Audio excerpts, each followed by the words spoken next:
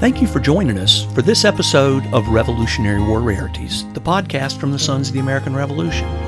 What has Hawaii got to do with the American Revolution? Today you will learn about the impact that America's founding had on an island that our founders had likely never heard of. This episode is endorsed by the Hawai'i America 250th Commission, and we thank them for their endorsement. And now, Revolutionary War Rarities.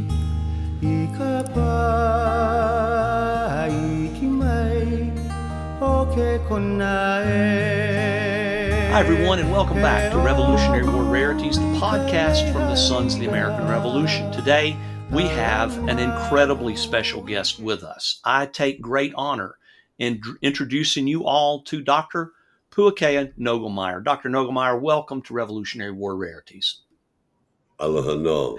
Now, few people have done more for Hawaiian history, Hawaiian culture, music, language, chanting, and I'm going to also say tourism. Dr. Nogelmeyer, we can debate that one.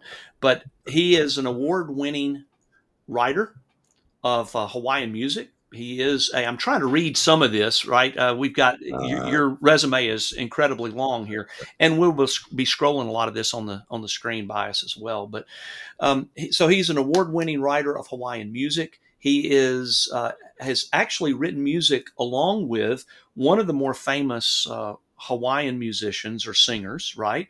And I'm going to have you pronounce it. I pronounce it Kaili Rochelle. Is that right?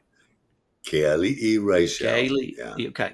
I would argue that he is one of the most incredible male voices that I've ever heard, and we'll have some information here on him as well. So you are also an award-winning author and professor emeritus of the Hawaiian language at the University of Hawaii in Manoa. Is that correct? Yes. Okay. Yeah. All right. Now, I realize that is not nearly all that you have done. Yeah. And I appreciate the fact that you have taken some time out of your day to join us. Well, I'm glad to be here. It's an interesting topic. Everything relates to everything. And so being able to show those interrelations is it's an adventure. It really is. And that's one of the reasons that I love history, is to be able to show how those things interact with each other and how actions that were taken 250 years ago affect us immensely to this day. Mm-hmm. Now, the fact is that during the founding of this nation, the initial founding of this nation, our founders would not have known about the Hawaiian Islands, which were then, at least in 1778, were known as the Sandwich Islands, once they were discovered by Captain James Cook. Is that correct? Right. Also, yes. Short for Captain Cook, right? So, So the question is, what in the world are we doing having you to talk about Hawaiian history on a podcast that specializes in the American Revolution? Talk to us about how that impacted Hawaii. Certainly. Well, the notion is that Hawaii was here for 1,000 years before discovery by the West. Okay. And so they had developed already a very sophisticated civilization in isolation in many ways.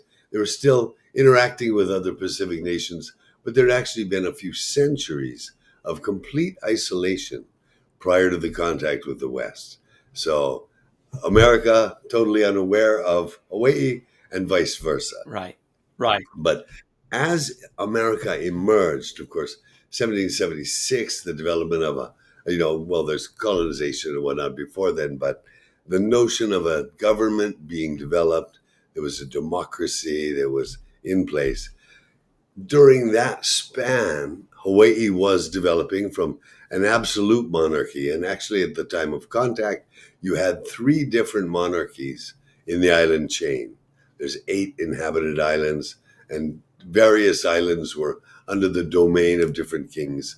Shortly after contact with the West, they're all united as a single kingdom. And that's a powerful interplay with the West that didn't happen elsewhere in the Pacific. For the most part, Western contact could work around the various local chieftainships, kingships, and whatnot. But in Hawaii, every island was under a single domain.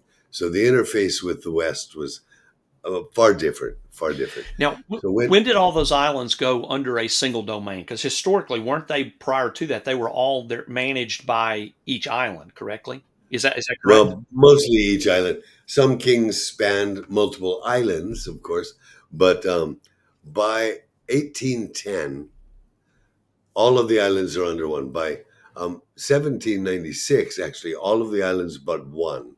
And then that one is brought in by treaty in 1810. And Kamehameha I controls the entire island chain from wherever he is resident.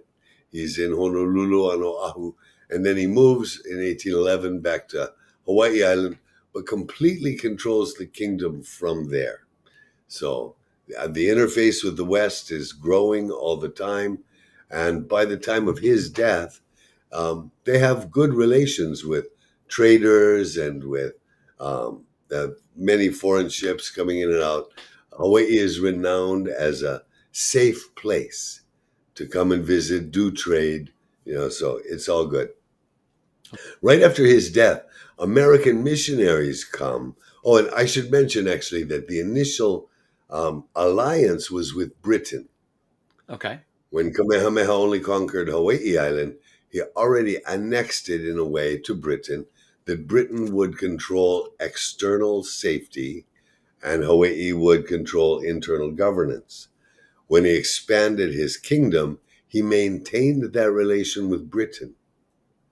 It's kind of important because Vancouver, Captain Vancouver, had promised to send, there was always dialogue about Western religions, and he had promised to send ministers from England. So in 1820, when American missionaries arrived, the new king, his Kamehameha the first son, actually said, "No, thank you. We'll wait for the ones that were promised."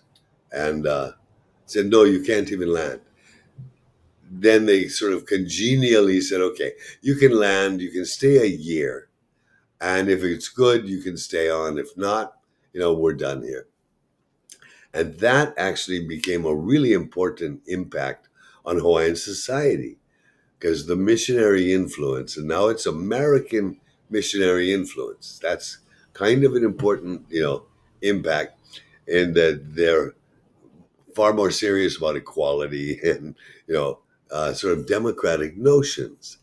And the literacy that is developed by the American missionaries and fostered it.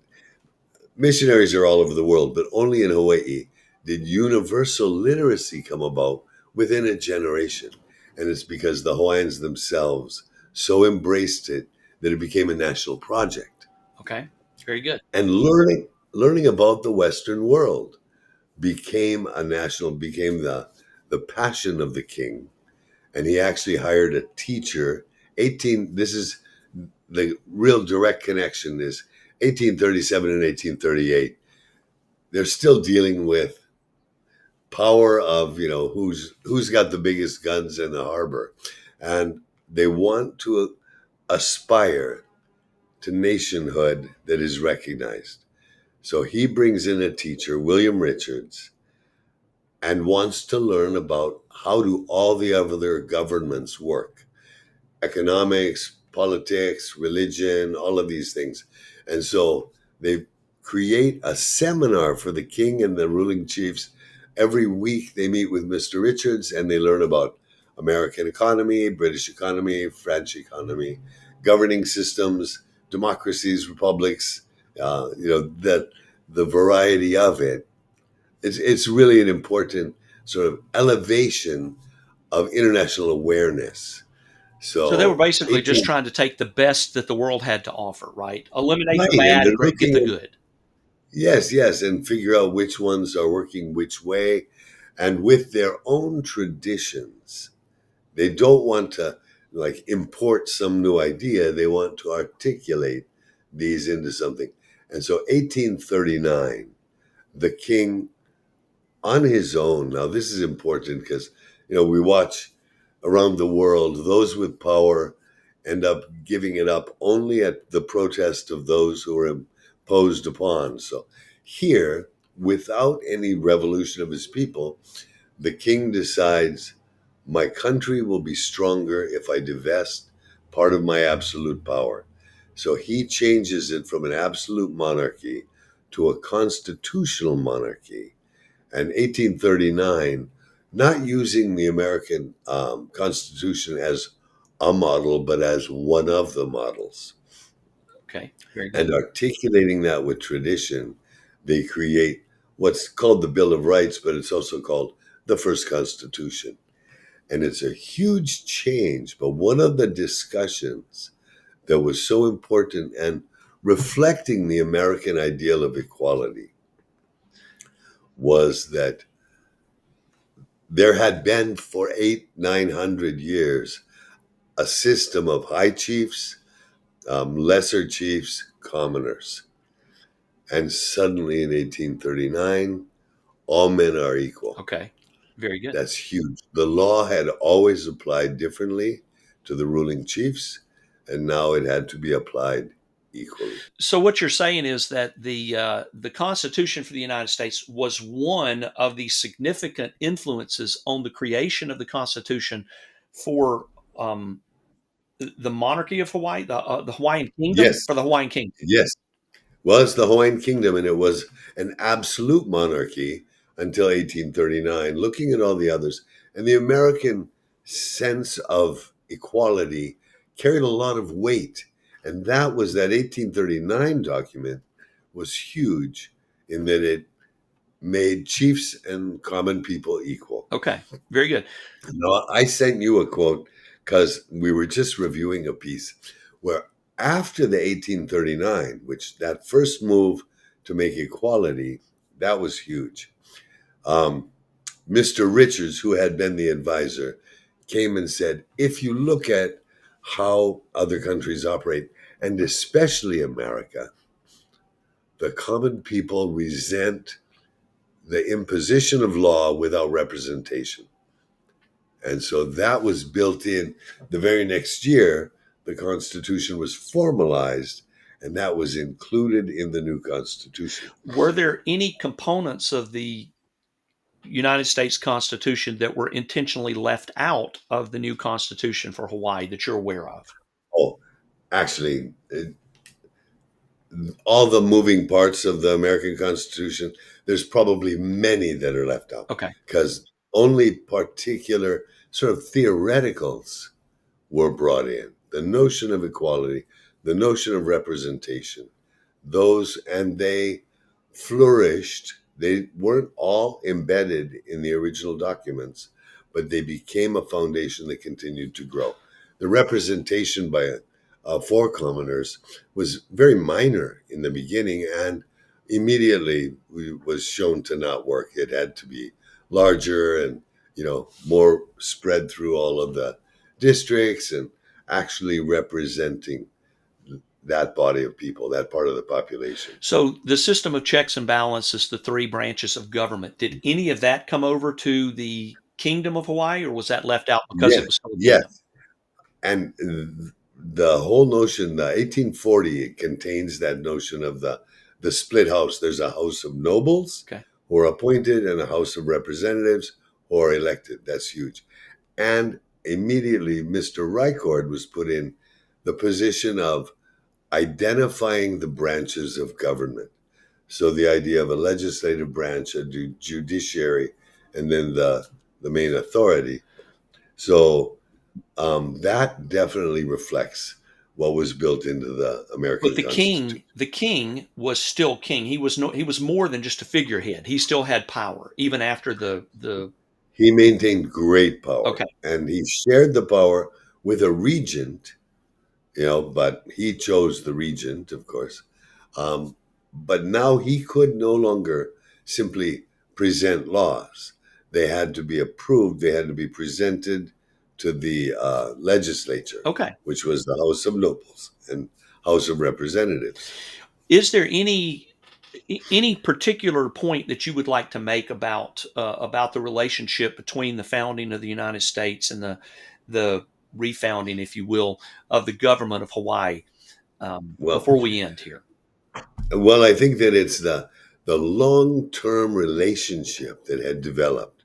The first strong relationship is with Britain, but much of the trade that was happening in the Pacific in those first 50 years was with American Yeah, traders. And, relations were good. The Missionary coming in 1820, and then, continual restoration of that group.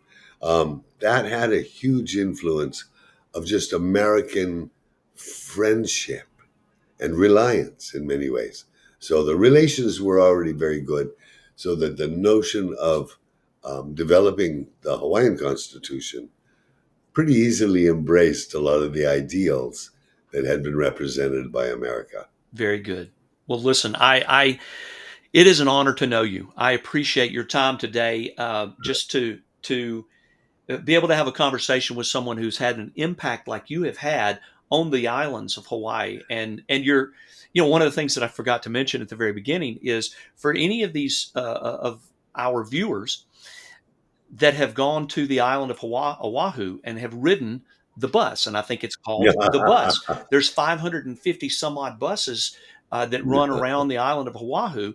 And if you've ever ridden on that bus and you hear the announcements of where you're pulling up to and any information on the area that you're in, it is your voice that they're listening Aloha and welcome aboard. That's what greets every visitor. Yeah. And Aloha and welcome aboard. Very I've been lucky to be a part of many things in Hawaii. And that one might be one of the long-term significant ones. Yeah, yeah, So, that's yeah, wonderful. And like I a said, pleasure to be here. we will include your resume on the screen as part of this, but the impact that you have obviously had on the Hawaiian language and the maybe the re-energization, that's not really a word, re-energizing, there Revitalization you is go, what they call it. revitalizing Yeah. the Hawaiian language, Hawaiian dance. I was thinking about this. I'll ask you this question, then I want to end with two other points. Um, what about food? Have you had an impact on food? That's about the only thing I looked Yeah. at that I couldn't see that you had an impact on. I actually have minimal impact on my own. I work with teams that are really effective, is what I would say. I'm as much a soldier in the ranks and a worker bee in the hive. I'm not a leader in any of these things. So Well, you're lucky to be a part of everything. I don't think that I've had any impact on foodways here, okay. other than that I eat well. I do as well. That's for sure. Well, I thank you again for being on this episode of Revolutionary War Rarities. I want everyone to know two things. First, I want to thank the Hawaiian 250th Commission for their endorsement of this particular episode and for actually bringing you to bear and bringing you up to Revolutionary War Rarities. We're thankful to them for that. And I want everyone to stay tuned for the credits at the end of this episode, as you will be hearing an original song that was written by Dr. Puake Nogelmeyer and sung once again by one of the most incredible male voices and I'm going to let you pronounce his name again because I can't say it correctly. Keali'i Raichel. Keali'i Raichel.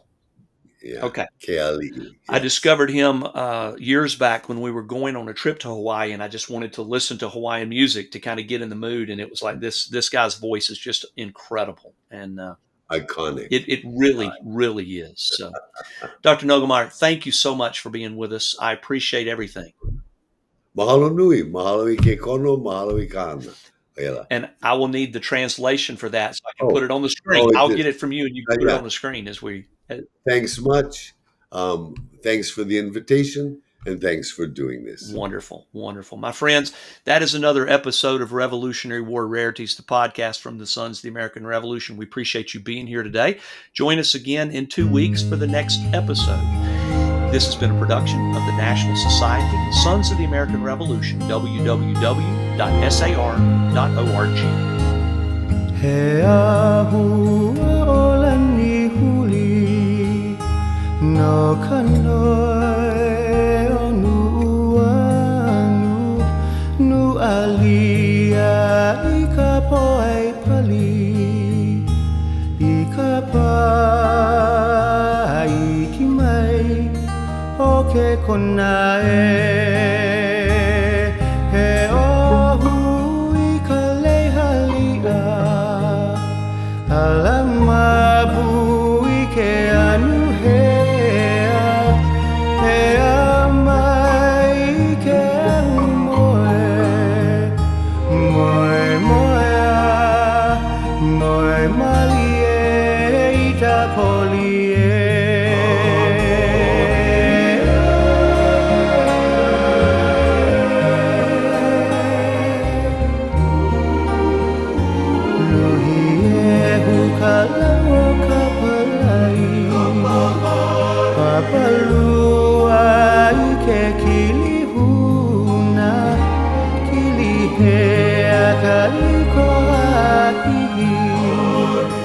Hihimai